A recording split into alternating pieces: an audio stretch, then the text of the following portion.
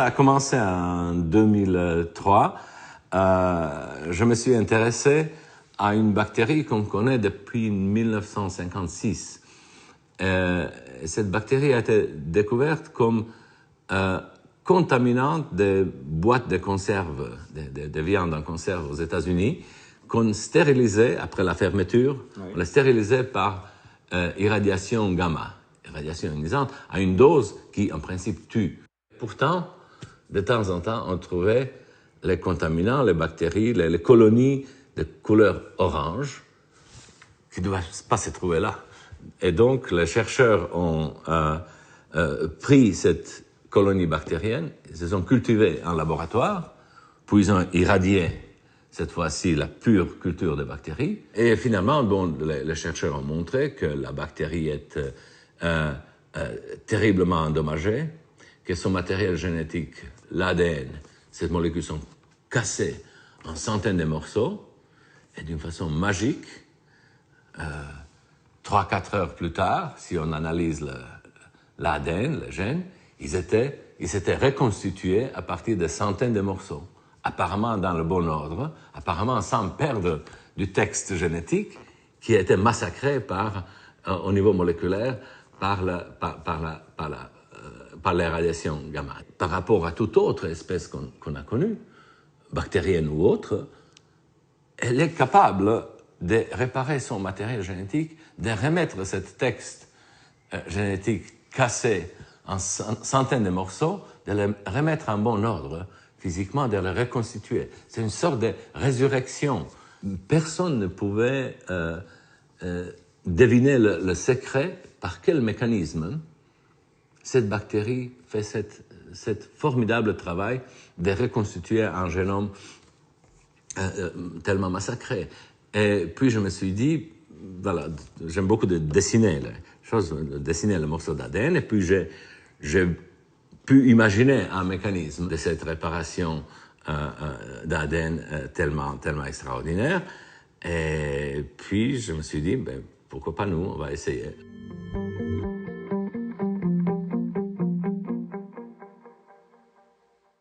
Donc, si vous prenez un peu de sable dans le désert, vous avez trouvé Deinococcus radiodurans pour des raisons que toute autre bactérie qui est arrivée là, elle est morte, elle est déshydratée, brûlée par les rayons ultraviolets pendant l'été. C'est la fin de tout autre être vivant parce qu'il sera desséché en absence de l'eau et puis vraiment brûlé par les rayons ultraviolets du soleil.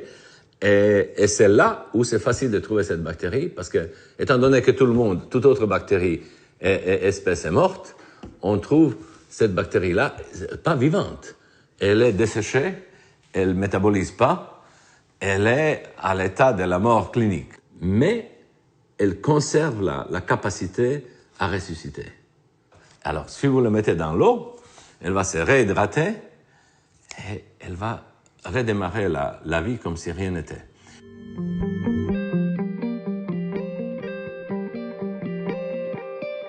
Cette bactérie maintient toujours au moins 2 copies identiques du génome. Hein. Elle est pratiquement, comme les biologistes disent, diploïde. Donc, on casse ces 2 copies. Donc, cette fois-ci, votre livre linéaire serait en 2 copies identiques.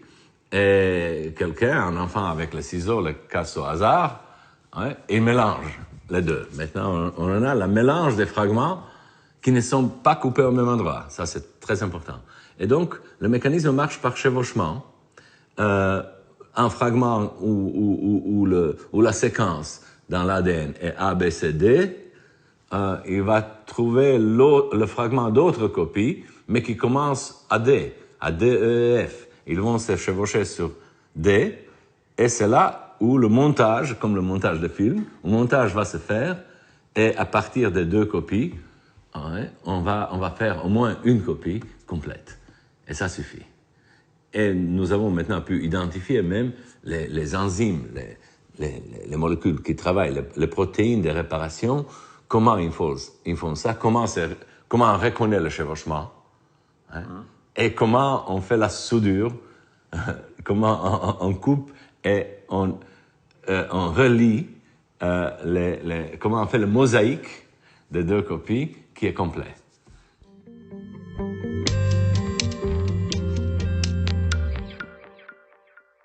Et il y a des animaux, c'est ça, il y a des animaux qui sont aussi résistants à dessiccation. Ils s'appellent rotifères. C'est d'ailleurs, voilà, rotifères et tardigrades. C'est à cause de leur existence, pardon, que je me suis dit, si on apprend quelque chose sur cette bactérie, comme la radiodurance, sur les petits animaux aquatiques comme rotifères et tardigrades, ben on marche déjà vers l'humain. Hein, l'animal qui a des neurones, qui a le système digestif, qui nage, qui choisit la direction où nager, c'est déjà un être assez compliqué. Non? Le saut bactérie, tardigrade et rotifère, à mon avis, est plus grand que tardigrade et rotifère humaine.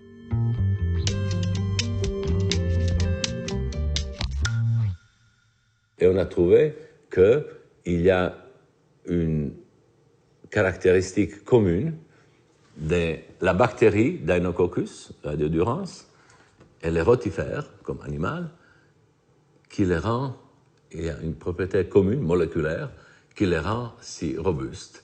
Et on pense que on vient de au moins mettre le doigt, sinon apprendre, on vient de mettre le doigt sur la chimie du vieillissement, de la vie et de la mort. Voilà.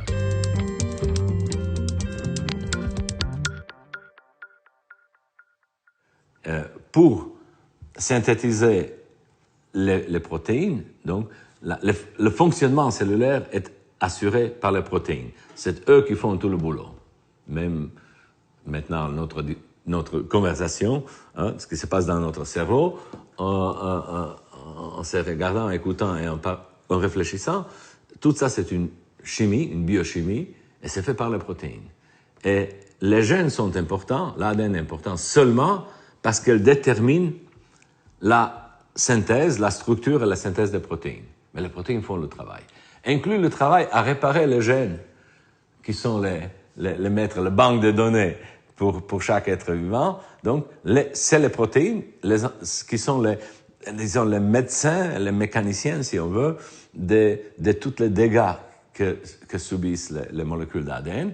Et quand cette protéine, médecin ou mécanicien ou chirurgien qui répare les dégâts dans l'ADN, quand eux-mêmes sont amochés par la radiation, et notamment il s'agit des processus oxydatifs, ce que la radiation fait d'une façon excessive, c'est la même chose que nous subissons simplement en vivant. Il faut le métabolisme oxydatif pour produire l'énergie, et cette énergétique cellulaire, elle produit des radicaux d'oxygène, ça veut dire des formes d'oxygène, formes moléculaires d'oxygène, qui sont extrêmement corrosifs, qui font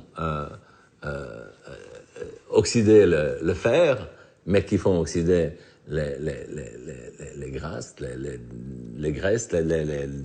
protéines, l'ADN, l'ARN. Pratiquement peu de choses, sauf le diamant, résistent à l'oxydation, à cause de ces radicaux à très courte vie, mais extrêmement agressifs et réactifs et corrosifs.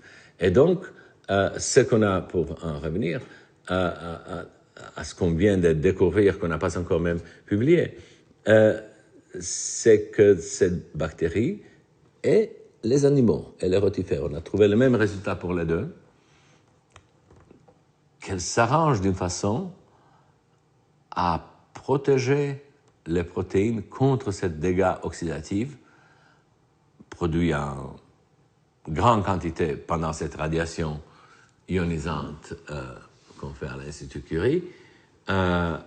Mais c'est donc le même dégât qui se produit à un niveau beaucoup plus bas, mais chronique, en vivant.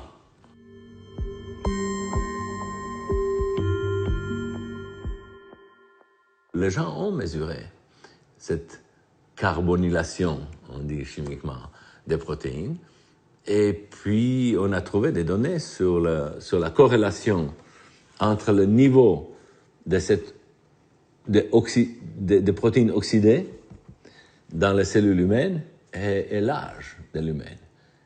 Et quand on a mis ça sur un graphe pour voir sur un graphique pour voir vraiment quelle est la corrélation, on a vu qu'elle est exponentielle, qu'elle augmente de façon multiplicative et ressemble beaucoup à la courbe de la mortalité dans la population humaine, où la mortalité augmente de façon multiplicative, exponentielle, ce qu'on appelle la loi de Gompertz.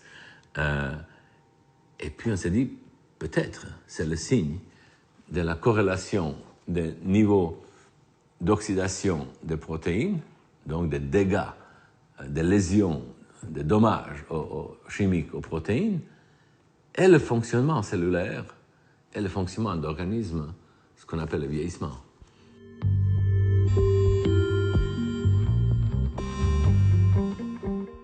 La cellule vieillit au niveau des dégâts fonctionnels au niveau des protéines, donc son fonctionnement cellulaire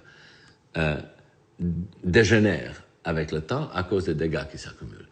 Comme les organes sont composés de cellules, le vieillissement cellulaire s'est traduit au vieillissement d'organes. Le rein qui marche moins bien, etc., ou le cerveau. Et puis, comme l'organisme est l'ensemble des organes, il vieillit.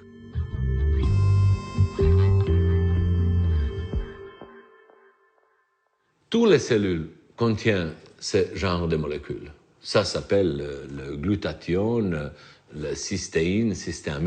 Nos cellules le contiennent, pas mal. Et sans ça, on ne vivrait pas 90 ans.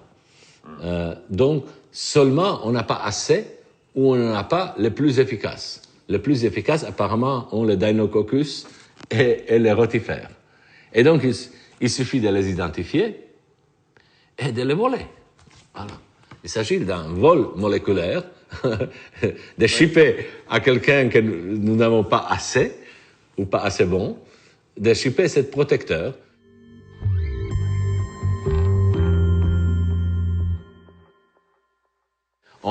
On casse les cellules, hein, on récupère le jus cellulaire, et maintenant on doit les fractionner en espèces moléculaires, tester l'effet antioxydant, donner cette pic d'identification aux collègues chimistes. Ils font des spectros de masse, ils vous disent c'est la substance telle et telle. Et puis on demande les chimistes, est-ce que vous pouvez nous le synthétiser? Ils disent oui, avec grand plaisir, parce que c'est simple. La potion magique existe. Et voilà.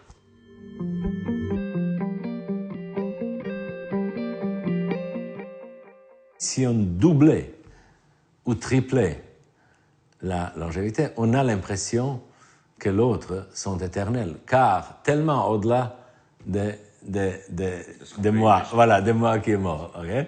Je crois que c'est ça, qu'on ne peut pas prévoir la dimension irrationnelle ou subconsciente que les êtres humains pourraient avoir face à ça, si ce n'était pas gratuite et pour tout le monde.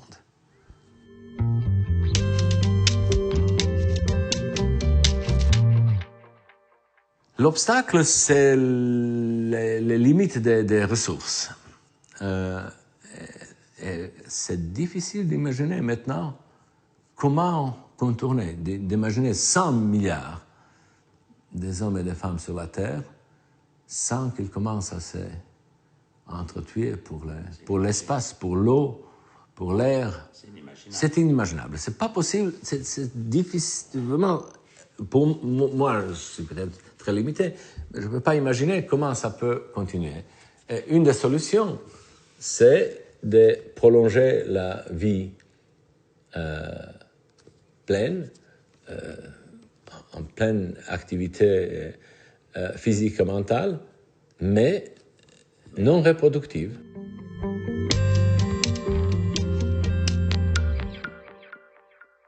Les gens sont d'une façon étonnante pour moi, à mon âge, conservateurs.